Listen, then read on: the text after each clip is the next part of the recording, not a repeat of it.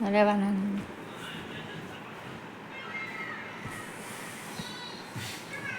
ये देखिए, आज फिर से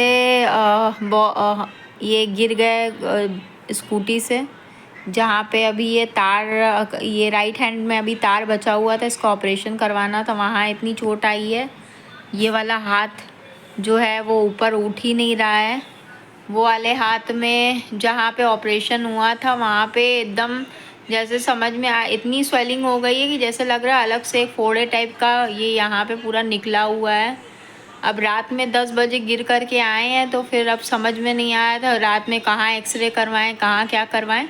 तो कल जाएंगे, कल जा कर के हम लोग एक्सरे करवाएंगे। पैर में भी चोट आई है, पैरों में चोट आई है और ये सारा पूरा फट गया है। दायां वाला हाथ तो उठ ही नहीं रहा है। तो कल जाएंगे, कल जा कर के डॉक्टर को दिखाएंगे। अल्लाह पता नहीं क्या चाह रहे हैं हम लोगों से, मगर एकदम हालत ख़राब हो गई है। दोबारा से ये ना करे, क्योंकि अब बर्दाश्त करने की बिल्कुल हिम्मत नहीं है। अब मंटू को उल्टी हो के मंटू की हालत ज़्यादा ख़राब है। मंटू को रात में जा कर के दवा लेकर के आई, उल्टी की दवा पिलाई है। अभी एक लगातार उल्टी कर रही है शाम से। आप लोग दुआ कीजिए कि भाई हम लोग की ज़िंदगी सही हो जाए, मगर ये जो हो रहा है ये होना बंद हो जाए, क्योंकि अब हिम्मत नहीं बची है, ना ताकत बची है। बिल्कुल बर्दाश्त करने की अब हिम्मत नहीं बची है। Hello everyone and welcome to my blog. आज का दिन समझ लीजिए मनहूस दिन है। एक कल रात में मेरे हस्बैंड का एक्सीडेंट हो गया, जिस दोनों एल्बो में जहाँ पे प्लेट वायर्स रॉड डली थी वहीं पे दोबारा वो दोनों हाथों पे चोट लग गई। दोनों हाथों में जिस जगह राइट हैंड का भी ऑपरेशन सेकेंड टाइम का बाकी था, मगर उस जगह पे चोट लग गई तो उस जगह ब्लीडिंग होने लगी। गिर गए थे वो एक्सीडेंट से, ब्लीडिंग होने लगी। तो दायां वाला हाथ जो है वो उठ ही नहीं रहा है और लेफ़्ट वाले हैंड पे इतना बड़ा मतलब स्वेलिंग हो गई है एल्बो पे, जैसे लग रहा था नीचे कुछ ऐसे लटक रहा है। मतलब कि समझ लीजिए इतनी ज़्यादा स्वेलिंग हो गई थी। और उसके बाद फिर घर आए। परसों मंटू भीगी थी, तो मंतशा की तबीयत सही नहीं है। मंटू के बुखार उल्टी, इतनी ज़्यादा उल्टी हो रही है। तो रात भर मैं दवा के लेने के लिए डॉक्टर के पास ही दौड़ती रह गई। डॉक्टर ने फिर मेडिकल स्टोर के पास जा कर के दवा ले के 2 से 4 बार आई। रात आई थी, वही जल्दी जल्दी खाना बनाया था, कबाब रोटी दाल सब बनाया था कि आएंगे ये तो खाना खाएंगे हम लोग सब लोग मिल कर के। मंटू की तो तबीयत सही नहीं थी, तो मंटू कुछ खा नहीं रही थी। मैंने सोचा ये आएंगे तो इनके साथ बैठ के खाना खाएंगे। तो ये जब आए तो इन बोले कि अब मुझे बताया नहीं कि मैं पैनिक हो जाती। तो फिर आए, आकर के मुझे दिखाया, मेरी हालत एकदम ख़राब हो गई। दौड़ के गए, दवा ववा दर्द की ले कर के आए और सारी चीज़ें की। मगर आपको बता रहे हैं पता नहीं क्या किसी ने कुछ करा दिया है, क्या है। हर 6 महीने पे एक्सीडेंट हो रहा है, हर 6 महीने पे एक्सीडेंट हो रहा है। अभी 6 महीने ही हुआ है और 15 फरवरी से अभी तक। और फिर से मेरे हस्बैंड का वही दोनों हाथों पे एक्सीडेंट हो गया और उनकी हालत इस वक्त बहुत ज़्यादा ख़राब हो गई है। बाकी जो फुटेज है मैं आपके अभी वीडियो जो कल रात की वो बोल रहे थे लगाओ नहीं दिखाओ नहीं, मगर मैं दिखाऊंगी आपको कि जैसे जैसे कोई डॉक्टर तो मिला नहीं रात में, तो वही मैंने हल्दी बांधा उनके हाथ पे और दवा दी। जो दर्द का वो था ऑइंटमेंट वो सब लगा करके ताकि रात भर कंट्रोल है। मगर इतना सब कुछ होने के बाद भी रात भर को दर्द कंट्रोल नहीं थी और सुबह भी हाथ तक नहीं उठ रहा था मुझे एकदम। मैं क्या बताऊँ, लाइफ में ऑलरेडी इतनी प्रॉब्लम चल रही है और प्रॉब्लम बढ़ती ही जा रही है। इंसान कितना संभालने की कोशिश करे, जैसे लग रहा है पूरी दुनिया पीछे पड़ गई है और कुछ समझ में नहीं आ रहा है, कुछ भी समझ में नहीं आ रहा है। इंसान धीमे धीमे चल के इतनी दूर आता है, उसके बाद फिर कुछ ना कुछ हो जाता है, फिर वापस से स्टार्ट करो। कुछ समझ में नहीं आ रहा है। अब आज डॉक्टर के पास गए हैं, जिनके पास ज़फ़र इकबाल के पास, जिनके पास ऑपरेशन हुआ था, उनको दिखाने के लिए वापस से एक्सरे होगा। या देखते हैं क्या डॉक्टर ऑपरेशन करें या कुछ समझ में नहीं आ रहा है। ले करके गए हैं। मंटू की तबीयत ख़राब है इसलिए मैं गई नहीं, मैं यहीं पे हूँ। अब जैसा होगा वो बताएंगे। आप लोग दुआ कीजिएगा कि ये सब चीज़ें हम लोगों की लाइफ से जो है वो ख़त्म हो जाए तो ज़्यादा अच्छा है, क्योंकि एकदम अब हिम्मत नहीं बची है हम लोग के अंदर, हिम्मत नहीं बची है, ताकत नहीं बची है। और जिसके ऊपर बीत रही है, जिसका बार बार एक्सीडेंट हो रहा है, मेरे हस्बैंड का, उनको कैसा फील हो रहा होगा वो तो वो ही जान सकते हैं। कुछ भी सही नहीं चल रहा है, कुछ भी सही नहीं चल रहा है। इतना लोगों ने परेशान किया हुआ है, इतना लोगों ने परेशान किया हुआ है। इनकी, मेरे हस्बैंड की माँ बहनों, सब लोगों ने इतना परेशान किया हुआ है कि हम लोग को कोर्ट कचहरी के चक्कर आए दिन लगाने पड़ते हैं।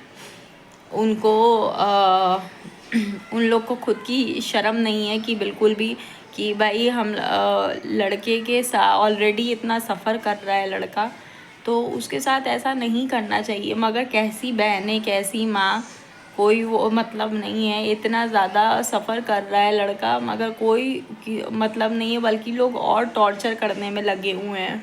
मैं अपनी बच्ची को, सब लोग बोलते हैं कि ले करके क्यों जाती हो, तो बच्चे को अकेले छोड़ करके पूरे घर में 3-4 घंटे के लिए मैं कैसे चली जाऊँ। बच्चा है, छोटी है, बड़ी होती तो बात होती, छोटी सी है, उसको छोड़ करके मैं अकेले घर में कैसे चली जाऊँ। बाहर जा रही हूँ, आजकल बरसात का मौसम है। अरे जब लू चल रही थी, गर्मी का मौसम था, तब तो मैं ले करके बच्चे को घूम रही थी जगह जगह। इसी भी लोगों के चक्कर में उस आदमी ने जिसने एक्सीडेंट किया है उसको भी वो नहीं, वो तो एक्सीडेंट करके चला गया। लाइफ किसकी ख़राब हुई है हम लोगों की, जगह जगह दौड़ना भागना। FIR मैंने की, उसके बाद जगह जगह दौड़ना भागना।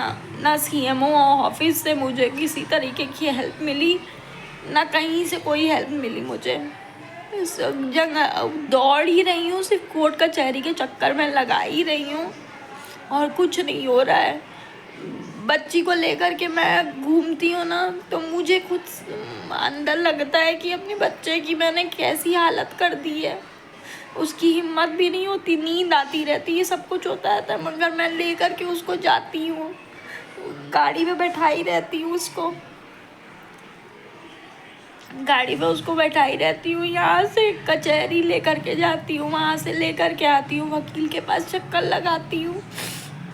देखती हूँ कि कोई भी नहीं है देखने वाला, कोई भी नहीं है देखने वाला, कोई कुछ करने वाला नहीं है। अल्लाह पाक के सिवा कोई नहीं है।